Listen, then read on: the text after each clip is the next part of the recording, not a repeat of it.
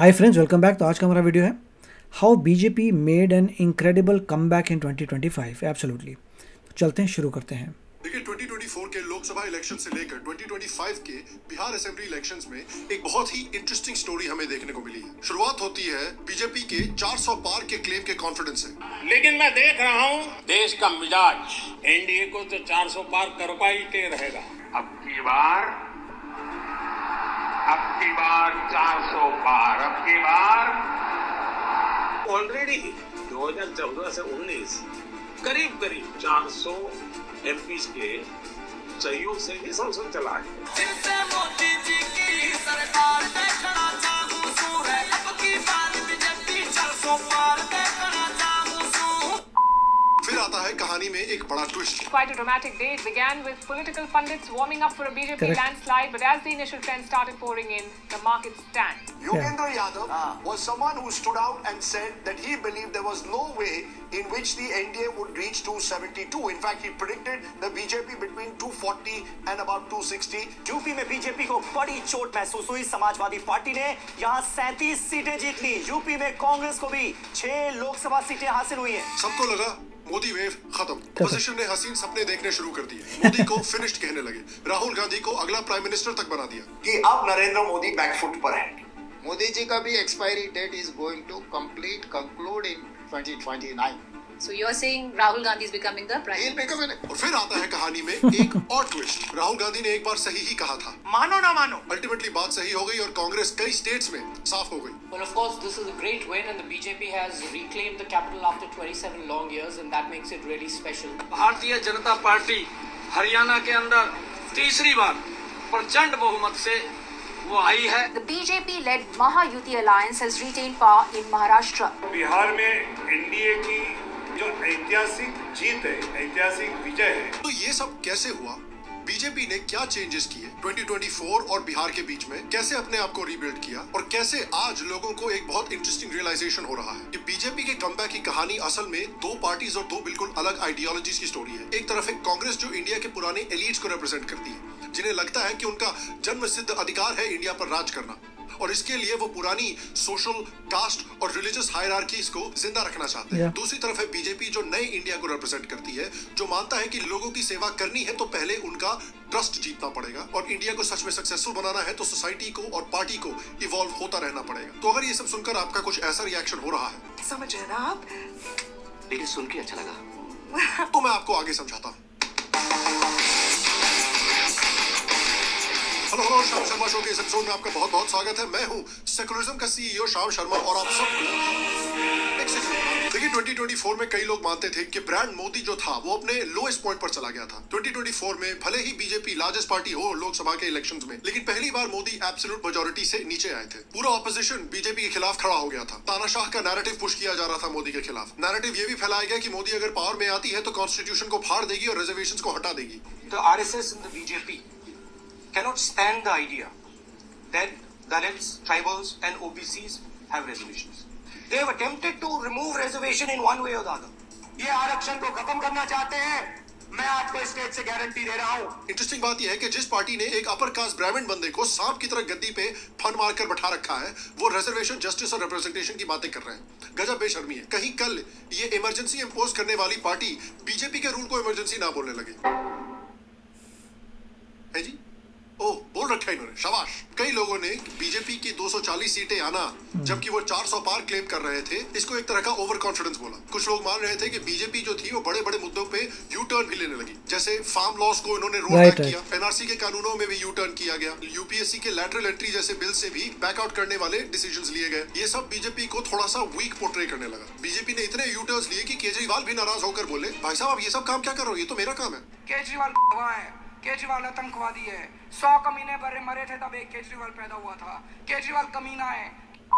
उसके बाद एक और प्रॉब्लम ये हुई कि इलेक्शन के समय पर बीजेपी ऑपोजिशन के कैंडिडेट्स को पोच करने लगे और बहुत सारे ऑपोजिशन के कैंडिडेट्स को पोच करके उनको सीटें दे दी। इससे दो नेगेटिव रिजल्ट है। पहला नेगेटिव रिजल्ट ये आया कि जो ग्राउंड वर्कर्स थे बीजेपी के, जो सालों से बीजेपी के लिए काम करते आ रहे हैं, वो डिमोरलाइज हो गए कि भैया हमारे काम करने का क्या मतलब जब आप दूसरी पार्टी से लोगों को लाके उनको सारी टिकट दे दे रहे हो, उनको सारे अवार्ड दे दे रहे हो। उसके ऊपर से जो 110 कैंडिडेट्स पोच करके बीजेपी लाई थी, जिनको टिकट दिया था लोकसभा के इलेक्शंस में, उनमें से 70 कैंडिडेट्स हार गए और इससे और डिमोरलाइजेशन हुआ जो ग्राउंड सपोर्टर्स थे उनका। उसके बाद बीजेपी का ओवर कॉन्फिडेंस इस बात में भी दिखा कि जब उन्होंने स्टेटमेंट्स ऐसे देने शुरू कर दिए कि भैया हमको तो अब आरएसएस की जरूरत नहीं है। जनता पार्टी किसी को सब्सक्राइब नहीं करती। भगवा does not mean Bharatiya Janata party.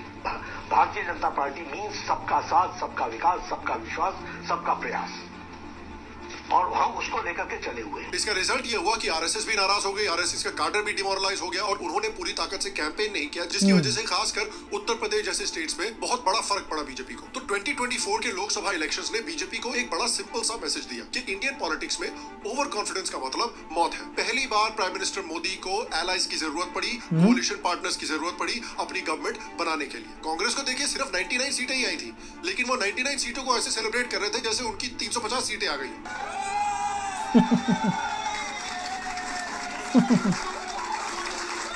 कुछ भी है। देखिए स्कूल के जो बेशरम बैक बेंचर लौंडे होते हैं, उनमें भी इतनी शर्म होती है कि अगर किसी तरह वो मिरेकल से पास हो जाते हैं अपने एग्जाम में, तो बेशर्मों की तरह बाहर डांस नहीं करते, भगवान को मनी मन थैंक यू करके चुपचाप कट लेते हैं। मतलब ये पाकिस्तान लेवल की शेमलेसनेस है। 75वीं बार वर्ल्ड कप में इंडिया से हारने के बाद बोलते हैं कि भाईजान 7 विकेट से ही हारे हैं, 10 विकेट से भी हार सकते थे, आपको पता नहीं है भाईजान, हम इन पे एक समय पे राज किया करते थे। लेकिन फिर इस कहानी में एक और बड़ा ट्विस्ट आता है, क्योंकि देखिए कांग्रेस और उनका जो इकोसिस्टम था वो असेंडेंसी में था। बीजेपी को एक बड़ा झटका लगा था। सब लोग कह रहे थे कि मोदी मैजिक खत्म हो चुका है। सारा लॉजिक डिक्टेट कर रहा था कि अगले 4 सालों तक, अगले लोकसभा इलेक्शंस तक कांग्रेस के पास एडवांटेज होना चाहिए। लेकिन जब कांग्रेस एक ऐसा आदमी चला रहा है तो आप लॉजिक की बात कैसे कर सकते हैं उनके साथ? तो भाई साहब, राहुल गांधी को मैंने बहुत सालों पहले छोड़ दिया है। Correct programme. राहुल गांधी आपके दिमाग में है, मेरे दिमाग में है ही नहीं। अच्छा।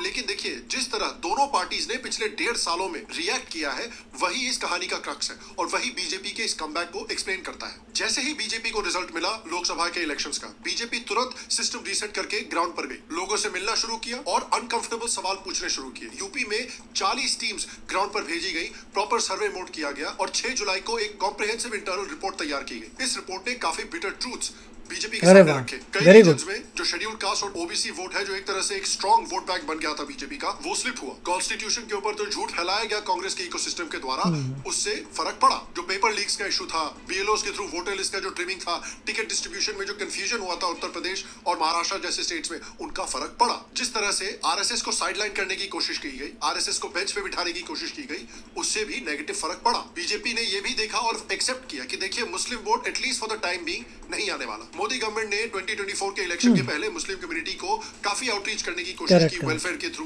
फाइनेंशियल इंक्लूजन के थ्रू। लेकिन 2024 ने एक क्लियर पैटर्न कंफर्म कर दिया कि वोट ट्रांसफर अभी भी नॉन एग्जिस्टेंट है मुस्लिम कम्युनिटी से। तो बीजेपी ने इस हार्श रियलिटी को एक्सेप्ट किया कि जो सबका विश्वास योगी जी को मालूम था वो अभी नहीं चल रहा। तो काफी हार्श लेसन्स मिले बीजेपी को इस इलेक्शन के बाद। लेकिन बीजेपी ने क्या किया कि उन्होंने इन लेसन्स को एग्जामिन किया और उनसे करेक्ट सबक सीखे। बीजेपी तुरंत कोर्स करेक्शन मोड में चली गई। मोदी पर्सनली मोहन भागवत से मिले, बीजेपी की टॉप लीडरशिप ने आरएसएस से सुलह की, आरएसएस को सेंटर कमांड में वापस लिया गया, कैंपेन प्लानिंग में डायरेक्टली इन्वॉल्व किया गया, टिकट डिस्ट्रीब्यूशन में डायरेक्टली इन्वॉल्व किया गया, thousands of local level mobilisation की मीटिंग्स की गई आरएसएस के साथ। दूसरी बात बीजेपी ने ये देखी कि 2024 में देखिए हम जो है कैश ट्रांसफर्स वगैरह पे उतना फोकस नहीं करना चाहते थे, हम ग्रोथ पे ज्यादा फोकस करना चाहते थे। कांग्रेस ने बोला कि हम आपको खटाखट पॉकेट में पैसा डाल देंगे, 1 लाख रुपया हर महीना खटाखट।